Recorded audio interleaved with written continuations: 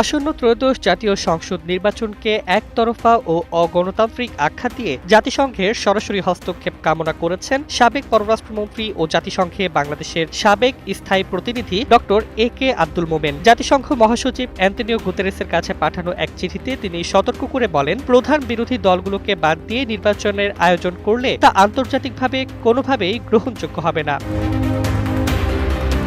Doctor মোমেন বলেন, দেশের বৃহত্তম রাজনৈতিক দলসহ প্রায় ৭০% ভোটের প্রতিনিধিত্বকারী গোষ্ঠীগুলোকে বাদ দিয়ে নির্বাচনের অর্থই হল প্রহসন। তিনি দাবি করেন, ইউএনডিপির সহায়তায় পরিচালিত কিছু কর্মসূচি এমন প্রহসনমূলক নির্বাচনী প্রস্তুতিতে পরোক্ষ সমর্থন দিচ্ছে, যা জাতিসংঘের বিশ্বাসযোগ্যতা ক্ষুণ্ণ করতে পারে।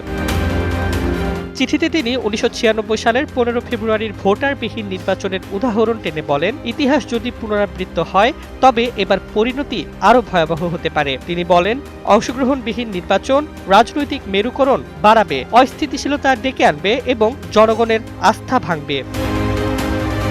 জাতিসংঘকে ৩ দফা সুপারিশে মোমেন আহ্বান জানান, রাজনৈতিক অংশগ্রহণে পূর্ণ স্বাধীনতা নিশ্চিত করা, নিরপেক্ষ অন্তর্বর্তী প্রশাসনের অধীনে নির্বাচন আয়োজন এবং জনগণের মতামতের প্রতিফলন নিশ্চিত করে একটি অন্তর্ভুক্তিমূলক প্রক্রিয়া গঠন করা।